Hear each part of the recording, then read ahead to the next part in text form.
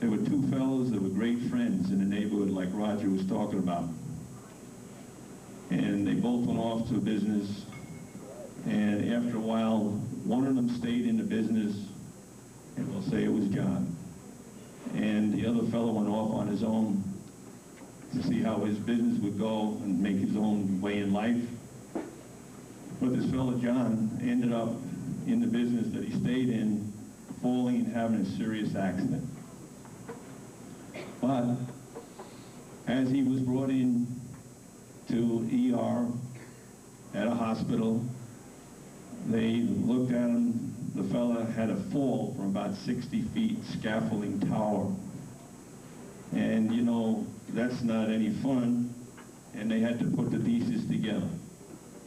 And they did, but the part of this story that's amazing was the fact that as he was being worked on the operating table, right as the nurses were about ready to do the final preparation, hovering around them and saying, hey, you know, check all his vitals, all this kind of stuff, and go through the test, everything. And finally, there's a question that they have to ask on the table before they give you any medicine to put you out. Are you allergic to anything? So there the patient is laying on the table, and all of a sudden it's about ready to go through the freaking sky. And he yells out, yeah, man, gravity. I want to live. I want to live. Work on me to the best of your ability. So you can always say that John has worked with you to the best of his ability.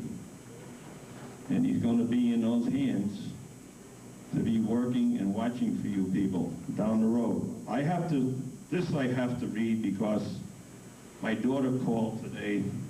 She's overseas and from England, and she said, Dad, you got to read this. As a matter of fact, she had sent it because this email, the kids are so great on all this email stuff today, it's unbelievable. But here you are. As you get up this morning, I watched you and hope you would talk to me. Even if it's just a few words, asking my opinion, or thanking me for something good that happened in your life yesterday. But I noticed you were too busy trying to find the right outfit to wear.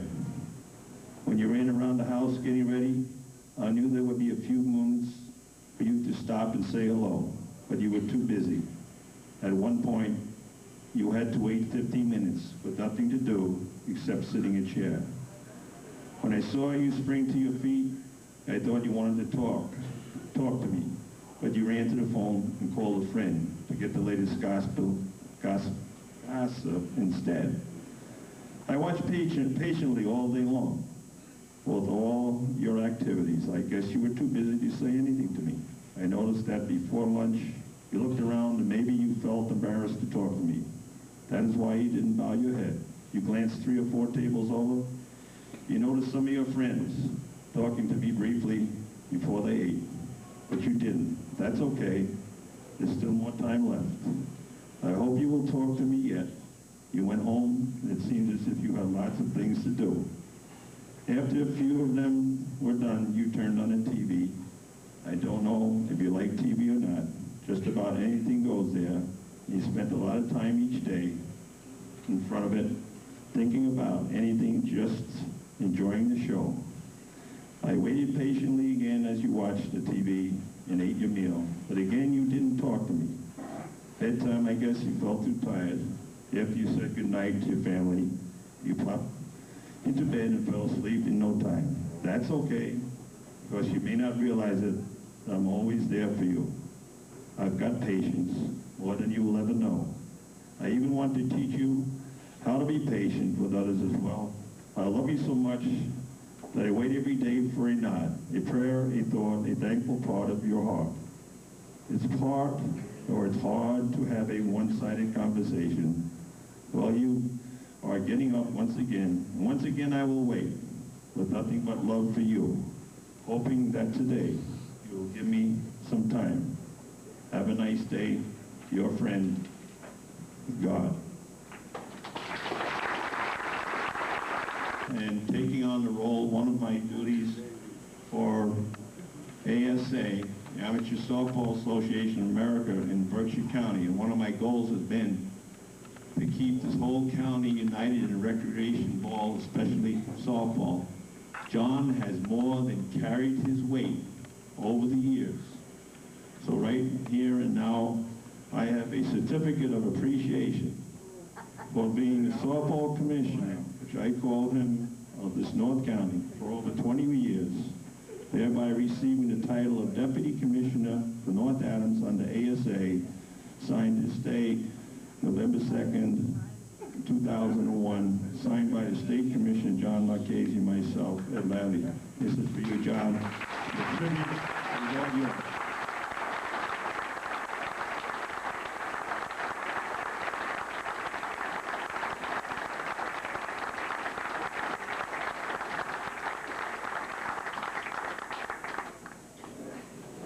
Thank you, Ed. Thank you very, very much. Thank you. Hello, Paul. Welcome, and it's nice to have you here, Paul. I think this is a great tribute to a man who dedicated his life to the people of North Adams. As a commissioner of the basketball league, which started 14 years ago, by the way, Johnny was telling me beforehand that Jim Borowski started it, and then he took it over. And John has done it for 14 years. And I see a lot of the people who played in that league here tonight, which is, again, a nice tribute to you, John. But more importantly, in talking with John, is his pride that he has for his family, and especially his kids. It's quite evident you shared that ability of competitiveness with your boys. Watching them grow up and playing, I know the pride you had in watching them develop into men. As commissioner, you had the unique, I don't know what to call it here, but unique opportunities to show how honest a person could be. John often would say to me, well, I had to do it again this year. I had to throw one of my boys out of the league for doing something crazy.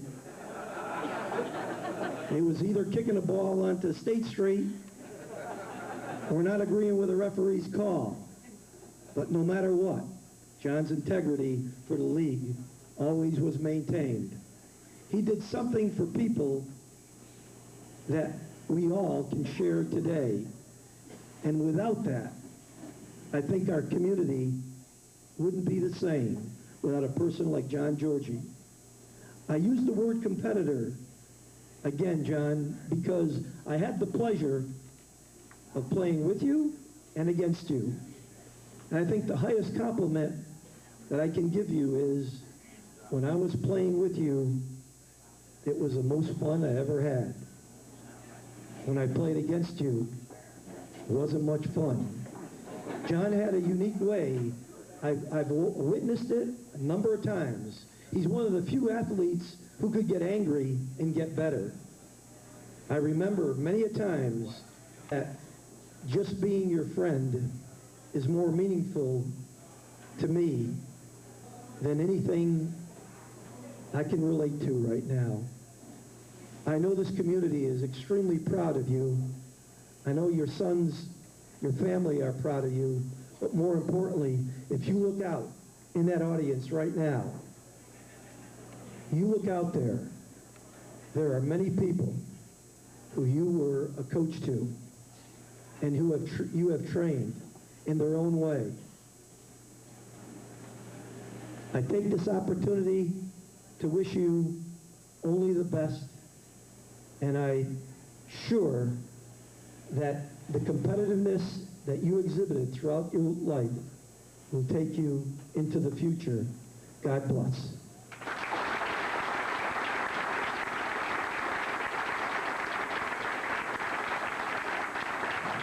Thanks, Coach Zoltak. Johnny spent a lot of his time working with the North Adams Park and